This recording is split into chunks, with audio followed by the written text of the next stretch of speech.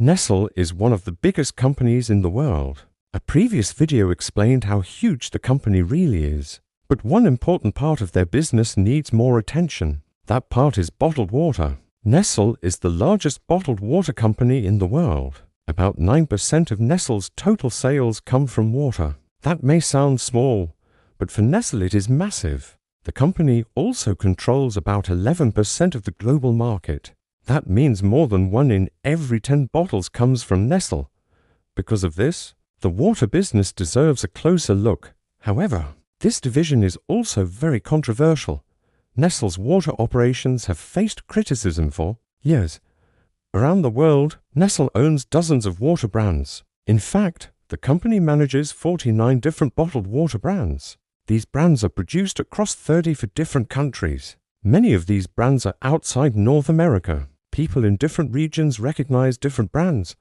But the biggest market for Nestlé Water is North America. This is where a large part of their business operates. Nestlé Waters North America includes many well-known brands. Some brands are sold nationwide across the country. Others are sold only in certain regions. Many of these brands existed long before Nestlé bought them. Most were created more than 100 years ago.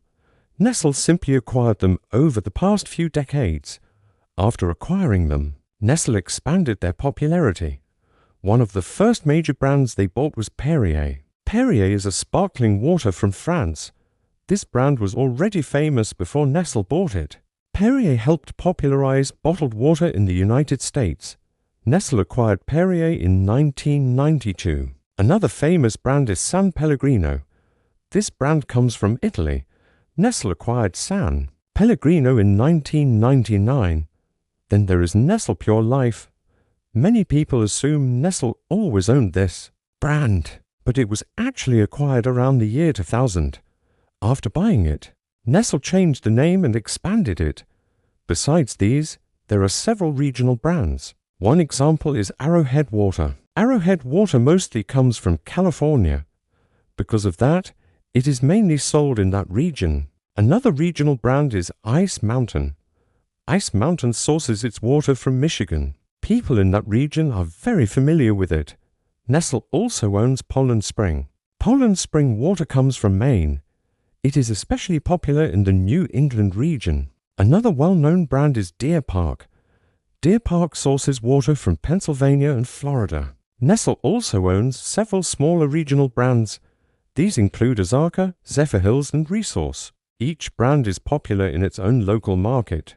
Most consumers only recognize the brands near them. Few people realize they all belong to Nestlé. Because water is essential to life, this business is sensitive. Many critics believe Nestlé exploits water resources. One major issue is the price Nestlé pays for water. In many places, the company pays very little. Sometimes it only pays small permit fees. For example, a plant in Michigan pays about $200 per year.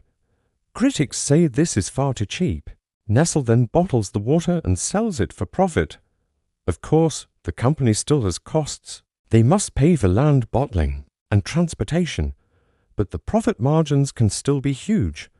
Another criticism involves where Nestlé builds plants. The company often targets struggling communities. These areas welcome new jobs and investment.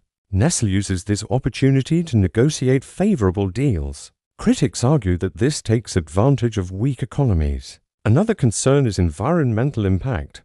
Some scientists say Nestlé extracts too much water. They worry it could drain local water supplies. Nestlé responds that their practices are sustainable. They claim there is no clear evidence of damage. However, public opinion often remains skeptical. Environmental activists continue to challenge Nestlé. Plastic waste is another concern. Bottled water creates millions of plastic bottles. These bottles contribute to global pollution problems. Nestlé also faces criticism during water shortages. For example, Flint, Michigan experienced a major water crisis. Meanwhile, Nestlé was still bottling water nearby. Situations like this create ethical debates. Critics question whether companies should profit from water. The controversy grew even more after a statement in 2005. A Nestlé executive suggested water is not a human right. This comment created massive backlash. Many people strongly disagreed with the idea. Later, the statement was explained as misunderstood, but the damage to Nestlé's reputation remained. These issues continue to fuel criticism today. Supporters argue Nestlé provides jobs and investment. Critics argue the environmental costs are too high. The debate around Nestlé water continues worldwide. Consumers must decide how they feel about the company and whether they support the bottled water industry.